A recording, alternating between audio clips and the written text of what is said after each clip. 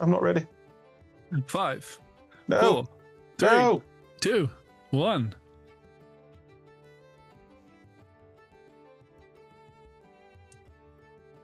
Tumbleweed has come across. Hello, everyone. Welcome to What the Heck Does That Card Do? I'm Chris. I use they, them pronouns, and I'm joined by the lovely Josh, who uses he, him pronouns. There he is. Oh, look at that face. Oh. Anyway. Face only a mother could love. You're married. Today, we're going My point still stands. Today, I'm married to. Today, we're going to talk about what the cards that make you say, "What the heck does that card do?" Make your opponent say, "What the heck does that card do?" What the cards the heck do they do? I mean, honestly, sometimes I read a card and go, "What the?" Like, that's just a thing. Magic is complicated. Yes. Yes.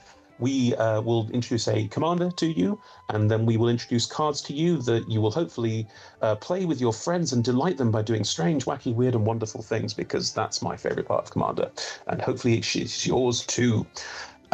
Today's commander is a weirdo. Just going to call it now. She's a strange lady because, well, I'll just read her to you. Her name is Queen Kayla bin-Kroog. It's already weird. Queen Kayla is a 1 red-white legendary human noble. She's a 2/3. She's from Brothers War.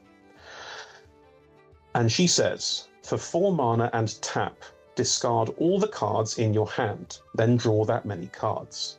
You may choose an artifact or creature card with mana value 1 you discarded this way, then do the same for artifact or creature cards with mana values 2 and 3. Return those cards to the battlefield. Activate only as a sorcery. Well, that's a mouthful. Yeah, exactly. I have this deck. I love this deck. I feel I need to explain this deck a little bit because you read that and go, A, hang on, what? And B, why is that good? What she is saying is that for 4 mana and tapper on your turn, you can discard all the cards in your hand. You can take all the discarded cards that you have, play, if you play your cards right, 3 of them for free, and draw a whole new hand. This is a crazy ability.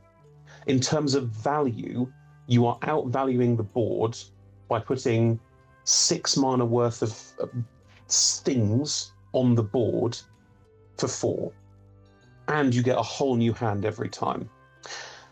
To give an idea of how this thing works when she's firing on all cylinders, I routinely play half my deck. Pretty normal.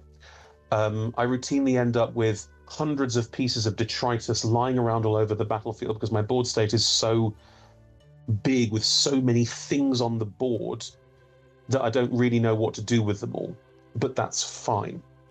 She is a value engine beyond all belief, but she also encourages a very strange way of playing the game. Because you're discarding all of the cards in your hand, then drawing that many cards, you want as many cards in your hand as possible. So playing cards without using her ability is bad. Mm. It means that you don't really want to play any cards unless you're playing cards that she can't cast, i.e. mana value 4, 5, 6, etc. Otherwise, you want to play cards that draw you more cards, or cards that net value you cards so you get more cards to cycle through. This is one of the few commanders where I would actively recommend that you start your turn and don't play your land. It's just not worth it because that land is an extra 1 card in your hand that you can cycle to draw more cards and then play a land out of the cycled cards. In terms of how to play her, that's my general advice. Don't play cards unless you're playing it using her ability, and also your deck should be 90% 1, 2, and 3 mana cost creatures. Like my deck, I think there's 20 of each. I think it's that many. Like almost every single card is 1, 2, or 3 mana, because that way every time I activate her ability, I'm just putting more and more things on the board. And you want to put things on the board, artifacts or creatures, so permanents. You want to put things on the board that draw you more cards. Like, I'm going to use this as an example of the kind of thing my deck is full of. It's called Mycosynth Wellspring. It's 2 colorless mana artifact. It's originally from New Phyrexia. When Mycosynth Wellspring enters the battlefield or is put into a graveyard from the battlefield, you may search your library for a basic land card, reveal it, put it into your hand, then shuffle. These are usually bad cards because revealing lands, putting them into your hand, you don't put them on the battlefield, you're not generating mana advantage, you're just filling your hand with cards. But that's exactly what you want to do with Kayla, so that's a good thing. Yeah. There are many other rubbish 1 mana, 2 mana artifacts from Magic through the ages that all do similar sort of things. Anything that says put more cards into your hand is good, because you can activate this before you trigger Kayla, or it gets triggered when you trigger Kayla, because you discard your hand, then draw more cards, then these cards go onto the battlefield, and then you go and search them, then your hand gets bigger again. If you can keep your hand size at 7 for most of the game, you're doing amazingly well. That's what you want. And if you go over, that's not a terrible thing, because frankly, you're going to get a lot of value out of the discard, which we'll get to later. But yes, my deck list is in the thing below, and you'll see that there's a huge number of 1 and 2 mana rocks that do very little, or draw in a card. That's basically it, and that's fine. You want as many of those as possible is my first recommendation to how to run this deck. Josh, what's your first recommendation? So first of all, I'd like to start off with an honourable mention, and I say it's an honourable mention because I mentioned it in a previous video. We had a Sabin Master Monk video, and he is very much about discarding cards as well for his own effect. So a lot of the cards that we mentioned in that video could also apply to this deck. Very much so. Yes. One of them I want to highlight in particular is Hobgoblin Mantled Marauder from the Spider-Man set. This card is so ridiculous in this set. I have it. Yeah. Sorry, you go. Sorry, that's fine. Because I'm literally just going to skim over this card and move on to what my actual first card is. He's a red and 1 flying haste. Whenever you discard a card, Hobgoblin gets +2/+0 until end of turn. He's a 1/2. First of all, he fits the criteria. He's a 2-cost creature. Yep. And if you're wheeling, which is the term for discarding lots of your cards, if you're doing that 7 cards a turn, that's because it says discard a card, not discard 1 or more. It's a card. So he's getting +14 from 7 cards. We'll get to the crazy shit in a bit.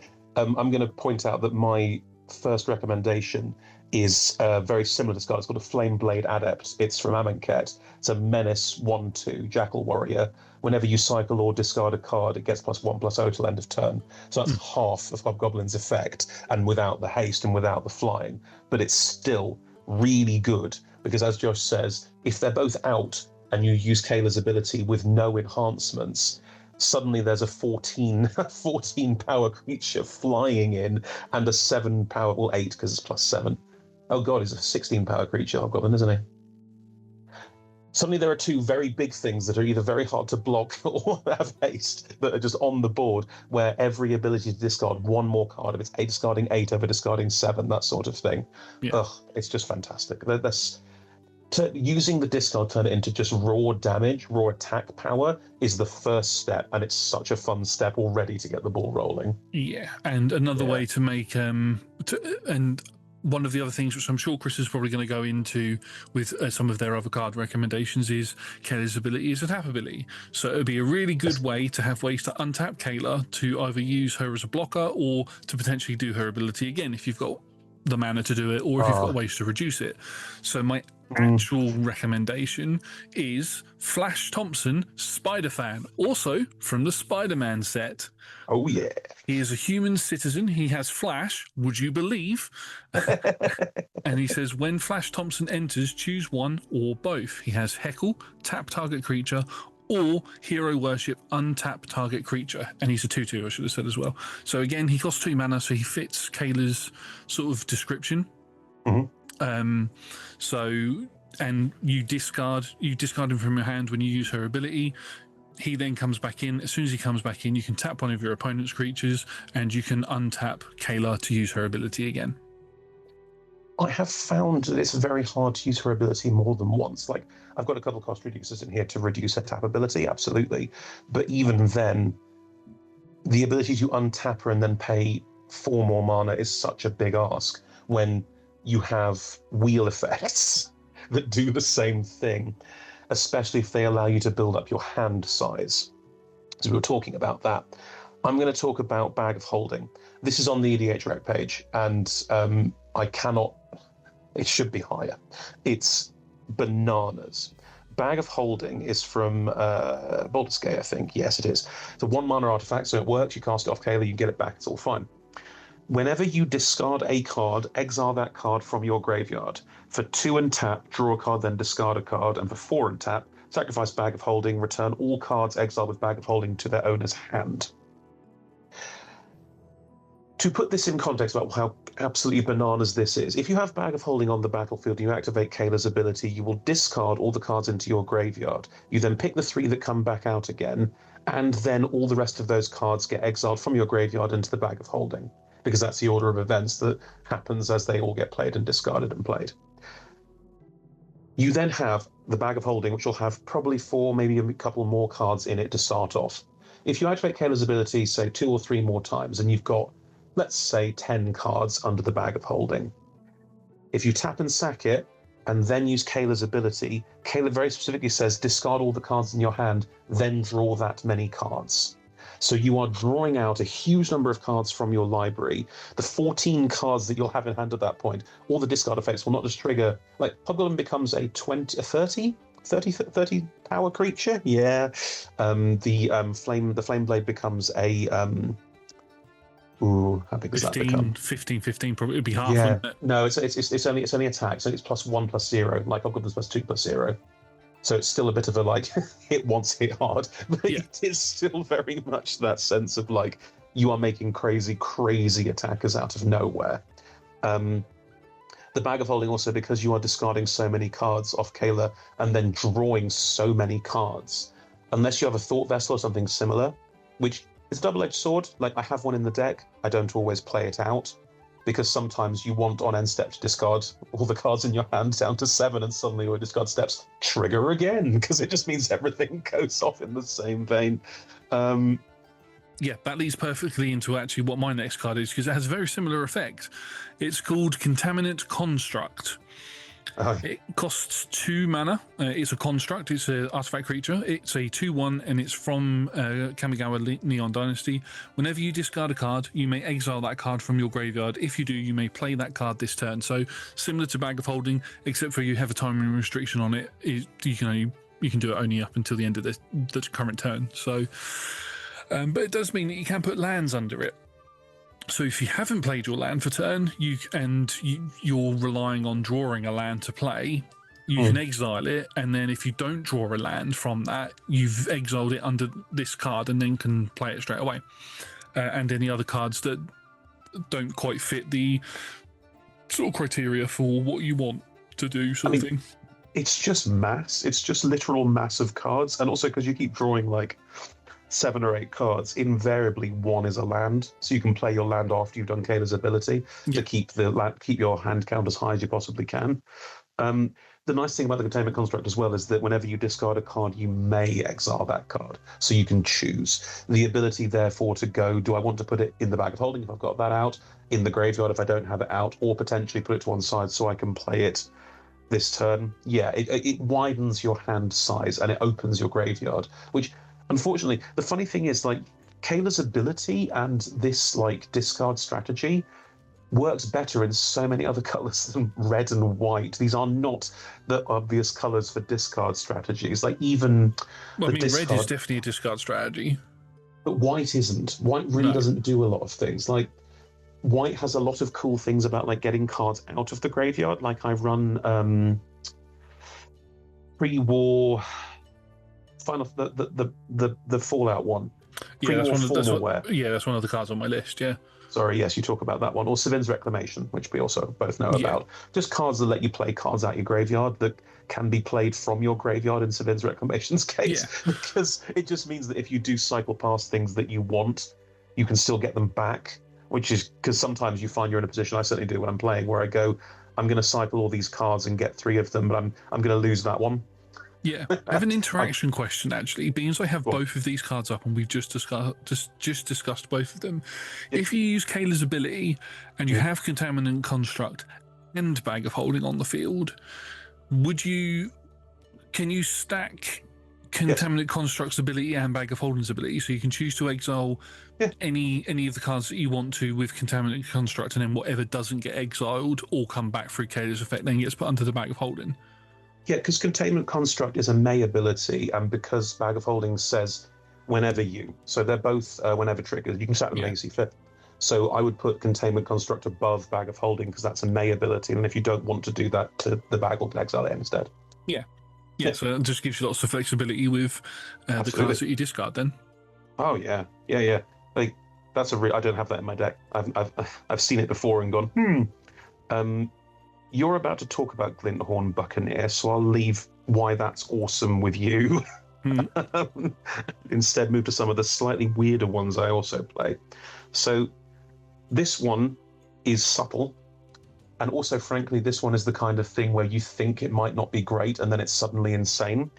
It's called Confessor. It's a human cleric for a single white mana from Odyssey. So it's an old card. Whenever a player discards a card from their hand, you may gain 1 life. That's very good. I have had this card out with Kayla and got up to because another problem with this deck tends to be that you don't have a lot of defenders out because there's a lot of random artifacts that do nout or value creatures that you can't let die. So you tend to take quite a bit of damage. So the ability to go, that's right, I'll take 20, I'll just get it back next turn. It's brutal, but it's also that is the kind of speed you are talking about here with this deck. That's a really good card, especially I wouldn't necessarily say that that's a good card in your sort of generic discard decks where you're only discarding 1 card a turn or something like that, but in a card where you can, I mean, we played a game recently where you had Kayla on the board and you discarded your hand not just through Kayla's effect but through other effects you had on the board at least 3 times in 1 turn. I'm not going to talk about them much today because the EDH rec page is full of them, but Red has a ton of wheel effects. Like Magus of the Wheel exists, and that's a 3-mana creature that you can just play and then activate it to wheel. If you wheel, Kayla's ability activates a lot of these discard abilities, and you get to play a lot of the cards, which is great. But frankly, any card that says whenever you discard or whenever someone else discards or whatever, these are all fantastic because if you play more wheels, you don't need Kayla anymore. So if she gets removed, that's a shame. You don't get the same kind of multiple cards out. But if you're using Kayla to get a bunch of whenever you discard X happens creatures on the board, if you're cycling your entire hand 4 times a turn, that's 28 triggers, which make Hobgoblin huge, make the Flameblade Adept huge, make the Gimmick you gain a lot of life. Confessor says whenever a player discards a card from their hand, if you use a traditional wheel that affects everyone, that is 28 cards. Yeah, if everybody's at full hand size, Everyone's at full hand size, and they'll draw back to 7.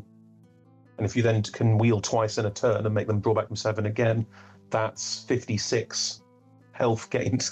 Yeah. One thing that we should say, there is a particular strategy or a effect type that you could use. Chris, and I've just looked over Chris's cards on their list and the cards I have in my list. Neither of us have got any of these cards mentioned down, but it could be worth looking at cards that have Mayhem from Spider-Man and also Madness as well. They're not the right colours. Hobgoblin's the right colour, but there aren't a huge number. Madness cards as in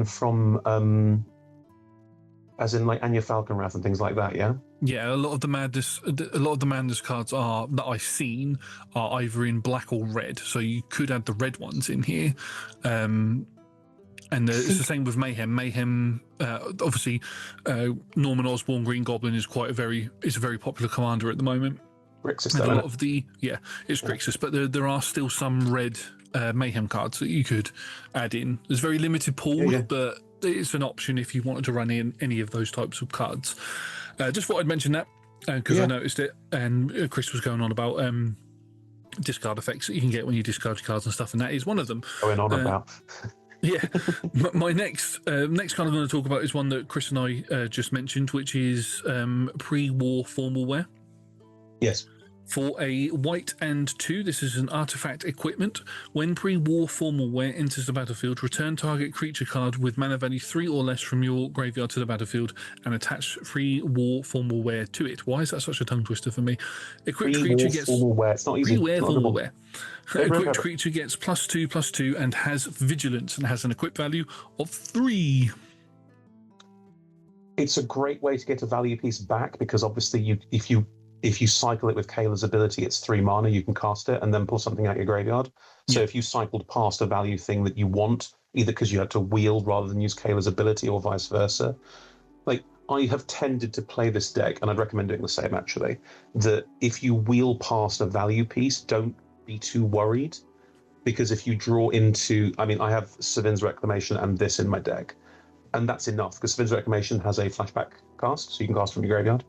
And this one is a 3 mana cost artifact, so you can cast it as part of Kayla's ability. If you have the ability to draw back any of the things we've talked about so far that give you whenever you discard X happens, use it. This is perfect for that. This is the ideal way to get things you cycled past. And also giving it +2/+2 and vigilance is nothing. It's no something to sniff at. It's great. It's a lovely little add on top of everything. Like, I wouldn't be using the value pieces to block, honestly. That's not right. But Josh, you were about to talk about Glinthorn Buccaneers on your list as well. Do you want to mention that now? And then we'll talk about the whole class of cards. Yeah, because there's a whole bunch of them. So Glinthorn Buccaneer is it's slightly on the more expensive side now in terms of its money to get hold of one. But that's because it's very good. It is 2 red and 1 for a Minotaur Pirate 2/4. Has haste. Whenever you discard a card, this creature deals 1 damage to each opponent. And then for a red and 1, discard a card, draw a card, activate only if this creature is attacking. Probably not going to do it that often, but... No, never. Why? Why would you? Bralin, Sky Shark Rider, and Glinthorn Buccaneer, and what else have I got here? Is it not Flamekin? That's the one, Magmakin, Magmakin Artillerist, These are all cards that say whenever you discard 1 or more cards, this creature deals that much damage to each opponent, basically. These are crazy. If you get one of these out, you are going to do a lot of damage to a lot of people very, very quickly. Surly Badgersaw is also up there on the list of just damage dealers when you start putting that kind of thing on them. Because you cycle so many cards and because you do it so quickly, these will be targets for removal. When you... Because if you use Kayla's effect to get one of these things out and then wheel afterwards, if everyone takes 8, they're all going, aha, problem. It will just happen immediately. Now, this is the perfect deck to run Swiftfoot Boots and Lightning Greaves, obviously, because for protection, they're 1 and 2 mana. I mean, you're in Boros, so things like Boros Charm and other protection. White is good at protection. There you go. But they're not permanents. I know they're not permanents, but I used to have a couple of the non-permanent versions, and they just sailed by in the discard. And I went, but that would have been useful 4 turns ago. Oh well, because you just don't get to them. You never get to them. You're going with such speed, it doesn't happen. Protective equipment is very good, especially under 3 mana costs and stuff that has very low or equip when enter effects. They tend to be very good as well. Absolutely. While we're in this area, in terms of creatures that just make it worse, she's on EDH Rec, so you'll see her. Evora Insatiable Hair is from Foundation's Jumpstart. She has Trample. She makes blood, you don't care. Whenever you discard a card, put a +1/+1 counter on Evora. That's the effect we've been talking about with the Flame Blade and with Hobgoblin, but she has Trample naturally. Yeah. I was goldfishing a turn earlier where I had a bag of holding out and I managed to cycle 25 cards twice and went, oh, so she's a 56. It's wow. You've not used that against me yet. No, it doesn't. I haven't drawn it. But that's the thing. This is the kind of deck where you can get into that kind of crazy swings very quickly. Normally when I'm playing or goldfishing, turn 8. By turn 8, you are routinely cycling twice in a turn. I will say to cycle more than once in a turn, There's plenty of wheels in these colors. You can find them. I don't need to describe all those cards because there are about 10, and just play them all. They're really good. Zerda the Dawnwaker? Dawnwaker. Yes, that's right. Zerda the Dawnwaker's a 1 red and white hybrid. Elemental Fox from Ikoria. Yes. Can be used as a companion. Ignore that.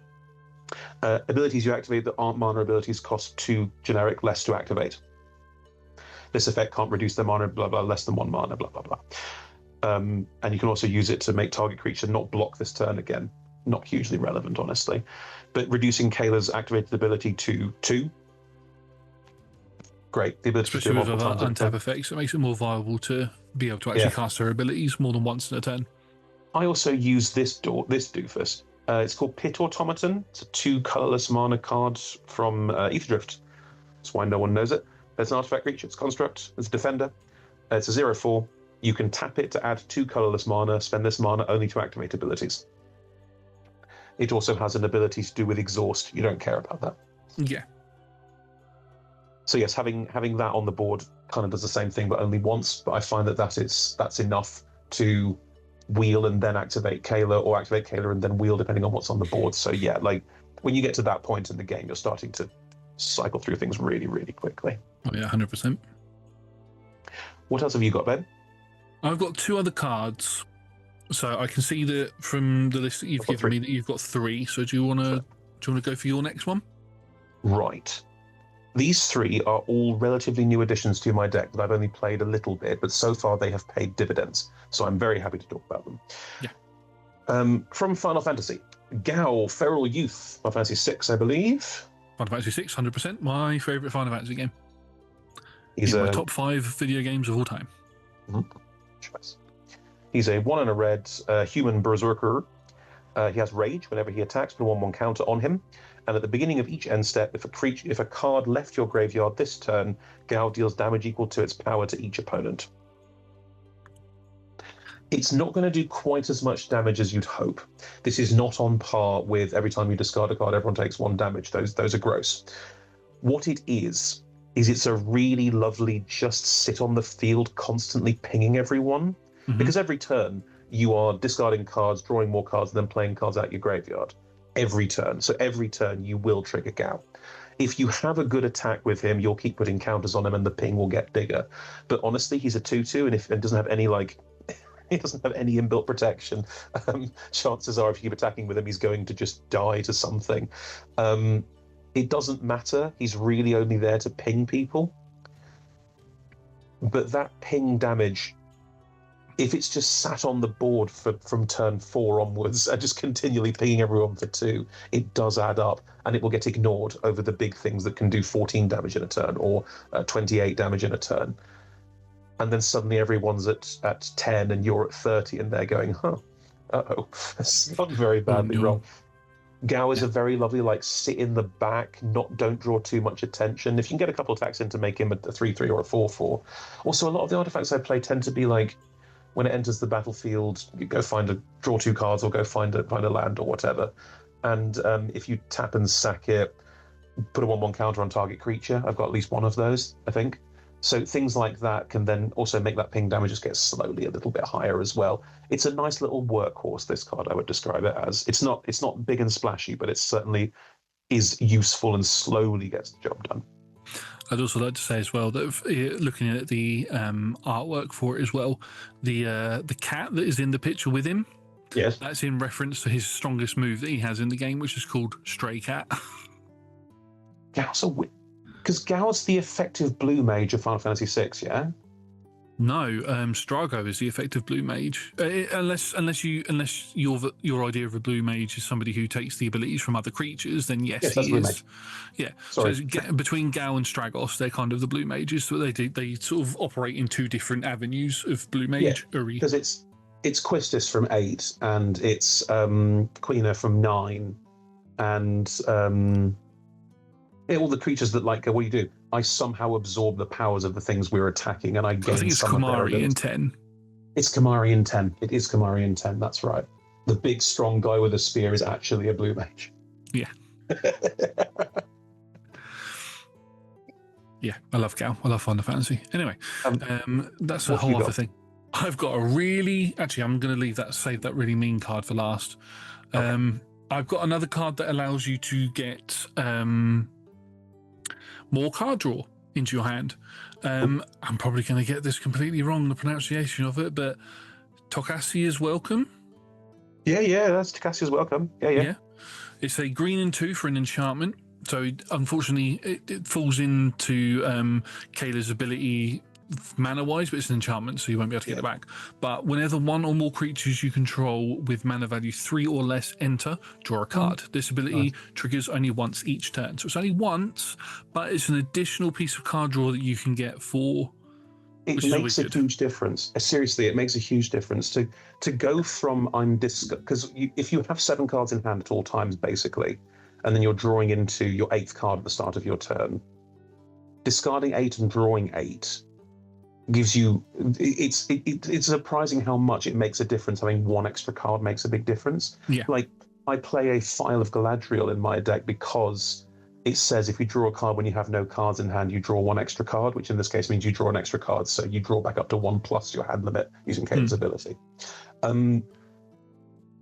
It's enough. It is enough. Small increment like that is enough to see more of your deck. Like, routinely seeing half your deck when you're playing means you are hugely more likely to find the pieces that you need to grind out. Like, we said before how little I like tutors, but I genuinely find them very boring. If instead you're doing something crazy to see half your library, that's fine. If someone can see that your value engine is letting you see half your library every game, and you're therefore playing a lot of similar cards every game, that's just gameplay. That's just how the game works. Instead of playing 1 card to go, I go find the best card, you're going, I'm going to look at 30 cards and hope. Which is a very strange feeling. It's also...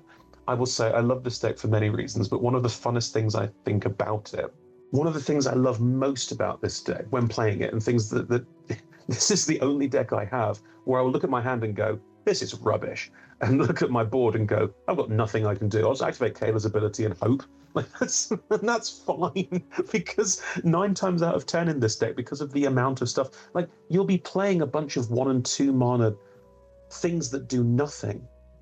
But eventually that means you activate abilities you can activate instead of casting cards from your hand, so you can do that. Like, you can keep doing game actions. And also, chances are people will watch you doing it. Other players will watch. I've seen this happen. Other players will watch you doing it and go, why are you doing that? Like, you're not doing anything. You're just rotating cards forever. You go, yep, that's right. Until suddenly you're doing 28 damage a turn, and they're going, shit, that's really bad. That's suddenly terrifying. It's such a great deck for flying under the radar. But yes, Tokasia's Welcome is a cool lad. I worry I would cycle past it again, because it's like, oh, there's an enchantment, but hey. I have really focused in on artifacts, I must say. Speaking of which, Rust Harvester. This is from Eve. This is from Drift from Edge of Eternities. Another new card. It's a 1 red mana artifact robot. It's a 1/1 with menace. For 2 and tap, exile an artifact card from your graveyard, put a 1/1 counter on this creature, then it deals damage equal to its power to any target. This is very similar to Gao. Because the deck is full of 1 and 2 and 3 mana rocks that do nothing. Well, they don't do nothing. They tend to draw cards, as I say. They tend to put more cards into your hand, so your cycles are better. You will end up with a lot of random guff on the table that you don't need and doesn't do anything. That's just there. A lot of them have leave the battlefield triggers, therefore an ability to get rid of them, which I'll go on to in a second. But if you can find ways to get them all back into your graveyard, or just not play them out if you've got other things to do, this card means you can just quietly and slowly keep doing slightly more damage every turn to someone or something, to just keep emptying your graveyard. And because it's incrementally small damage, it feels like nothing. And then suddenly the ability to go, cool, so I've ground you all down to 6-7 life each, and now I can tap, take out you. Is suddenly a what? No, what? Where did that come from? Yeah, much like Gao, there are other more dangerous targets on the board people will focus on first, and then suddenly you've got this little thing in the corner going, and actually I am And also it has menace, so it's building up 1/1 counters. It can also be a perfectly decent attacker if you need it to be, although if you run out of artifact cards in your graveyard to exile, something's gone wrong, I will say. Yeah. What's your last one? My last one is a very, very mean card, which, according to Scryfall, is very, very cheap in money. But it is called Rule of Law. Oh, God. Yes. It is 1 white and 2 for an enchantment. Each player can't cast more than one spell each turn. Obviously, you don't want to play this early game. You want to play this later on in the game. I would play it. I'd be the first card I played. That's fair. But with Kayla's ability, you are discarding your entire hand, and then you are not casting them. You're putting them onto the battlefield. So that still gives you the ability to cast one more card. Which, if you haven't got any ways to make Kayla's ability cost less, the chances are it is probably only going to be one other card that you're going to play in your turn anyway. Yeah. So it doesn't really affect you that much, but your opponents, oh yes, it does. I mean, it's too mean for me. I will just say that outright. But I can totally see how this would be a good way. Playing Kayla as a setup for stacks. Yeah, because you're not casting spells. Anything that says you can't attack with lots of creatures, you can't cast multiple spells a turn, obviously works really well with a thing where you're not casting that many spells, really. Yeah, it's or not really your bag. Yeah. Oh, I'm not sure. That's too mean for me. I think it is. That's my line, I think. But yeah. I understand. You could do that if you're a monster. It's your choice. Hey, I have a Kefka deck. I am a monster. Oh, I know. I have mean decks too, but I don't play them against friends. It's not a nice thing to do. Which is why I've not played Kefka against you. Anyway, what's your last card? Right. It's also from Edge of Eternities. I love this card. Yeah, actually, before I talk about it, it's going to slightly segue, because I've not talked about a class of card that I put in this deck a lot that is also quite mean, actually. Josh has said it before, and it's true, I don't tend to play a ton of removal.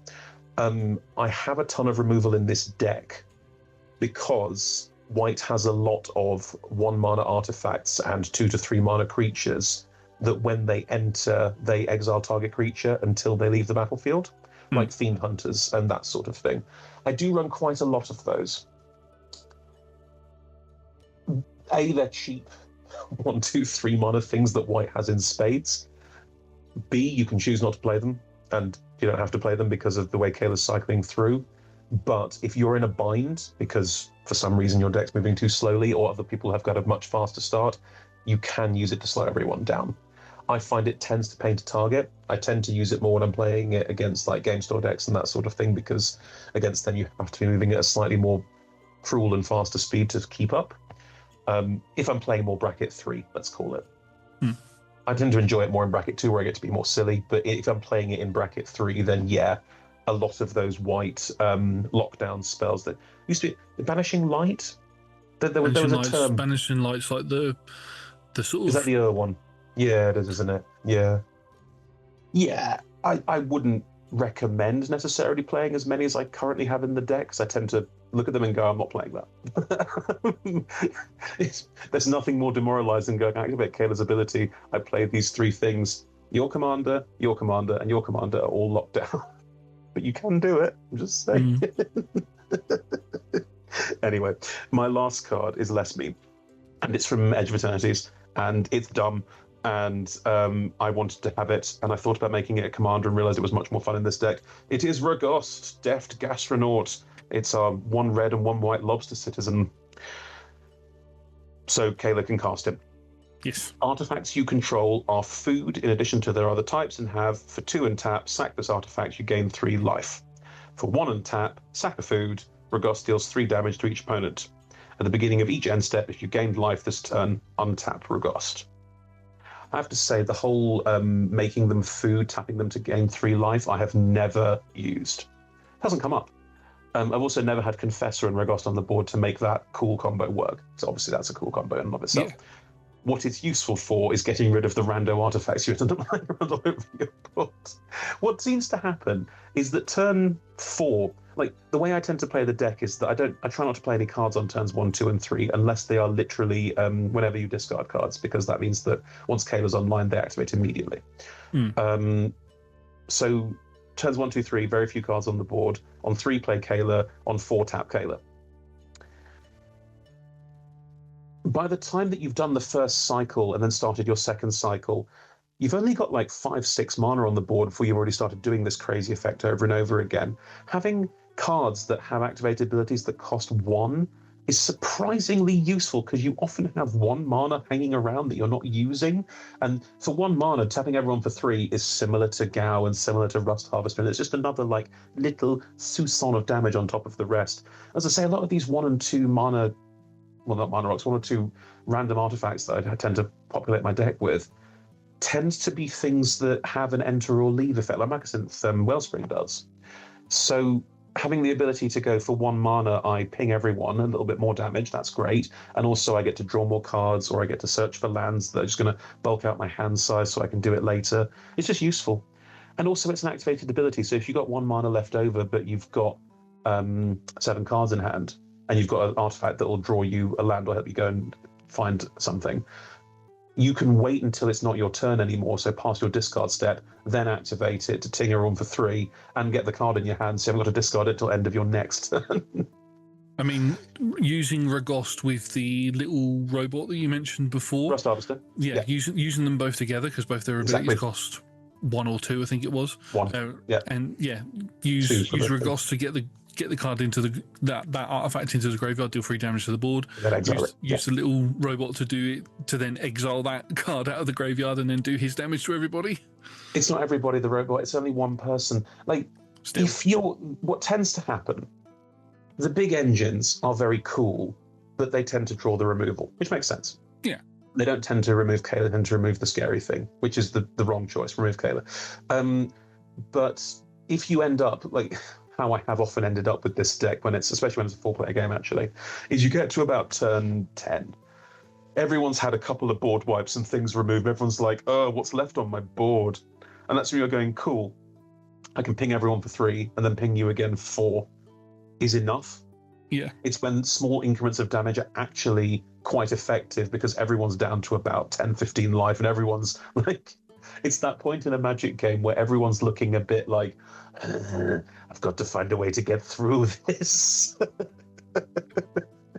I just, while we've been talking, I thought of one more card that I just want to mention and then we'll let Chris empty out.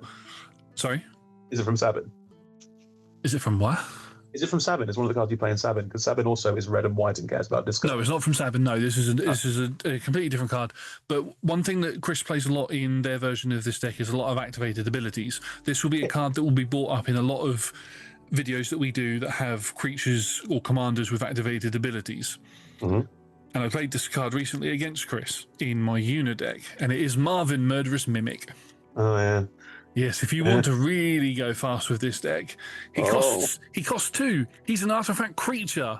So he works with your card. He is slightly expensive on the money side, but he's a 2 €1 to, oh no, if you go by euros, he's €1 to 1.45. By dollars, he goes up to $5. But yeah, sure. He's a 2/2 toy. Marvin Murderous Mimic has all activated abilities of creatures you control that don't have the same name as this creature. Yeah. All of those activated abilities you have, he has as well. Yeah, it's obviously good for copying Kayla's ability. The main issue is that you never have, like, I've never been in a position where I've wanted to have 8 mana, where I've had 8 mana to activate it twice. Well, it's not just Kayla. You could use it on Ragos. You could use it on your little robot thing. You could use it on any of, because you've got a lot of creatures with activated abilities in this deck, and he can mimic all of them, and he gives you the flexibility to do them with everything. So you could. I mean, I'd have to give up one of my stupid 1 and 2 mana artifacts that suck. I genuinely enjoy playing color. Looking at my deck list, I genuinely enjoy playing cards like here's one, Terrarian. This piece of shit from Ravnica City of Guilds. It's a 1 mana artifact. It comes into play tapped. You can spend 2 and sack it to add 2 mana of any combination of colours to your mana pool. It's awful. It's a terrible card, but when it's put into a graveyard from play, you draw a card. And that's why it's in the deck. Yeah. I know it's bad. I totally understand that I can probably play better cards, but there is something special about I use this crazy ability and I play a Terrarium. Everyone goes, why? What is this? What is it? Like, that's a what the heck does it do? What the heck? Look at it, read it. Why? Put it back down again. Like, yeah, this entire deck is the perfect example of why this show is called What the Heck Does That Card Do? I think there's a lot of value, bizarrely, in playing, like, this is a longer discussion for another day, I'm sure, but in general, I think there's a lot of value in playing utterly shit cards. And I genuinely mean shit cards, cards that are bad, that have a small bit of synergy with whatever you or your commander or your deck is doing. Because people will look at it and go, why?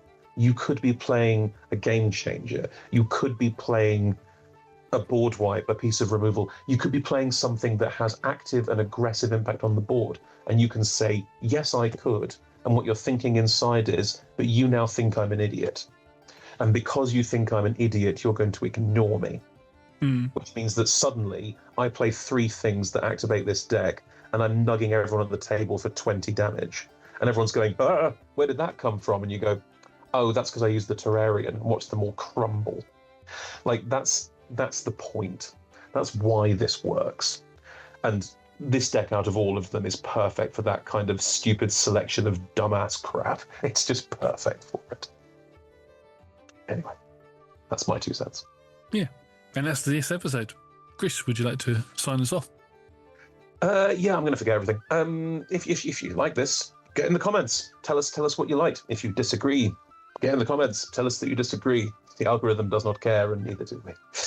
So yes, please tell us what you think. There's Twitter. Is there still Twitter? We have socials. There's all the socials that we have a link down below. Great, good. Don't use Twitter. There's we stream on Twitch as well. There's D&D streams and that sort of thing, so check them out there. Mostly D&D streams, I think, and also some video game streams. Josh plays video games online. That's fun. There's other YouTube videos as well. Mostly of things we stream on Twitch. Apart from this, we don't stream this on Twitch, so that's different. What else do I need to tell people? That's it, pretty much. Oh. Patreon. Join the Patreon if you want to see other stuff. Patreon's great, apparently. Yes. What's on Patreon? Josh, Patreon's great. What's on Patreon? Helpful. We have. I don't know. What's on Patreon? You tell me. We have Patreon exclusive shows. By the time this comes out, this might be on the whole. If you're on our Patreon, you get this a week earlier, sort of thing. So by the time this one comes out, so you should definitely do that. If you get it a week early, you can tell us we're wrong a week earlier. Yeah, exactly. Always good. Why wouldn't you want that? Exactly. Yeah. Sorry, I'm bad at this. You're very bad at this. Considering the fact that you were the one that used to do this before me, you are terrible. I wrote scripts. Yeah, it's all off my noggin, to be fair. I've done it so many times now, though. I wrote scripts and got out the game, and apparently it's all changed anyway, so... That's fair. Anyway, with that, we're going to go. Bye. Bye.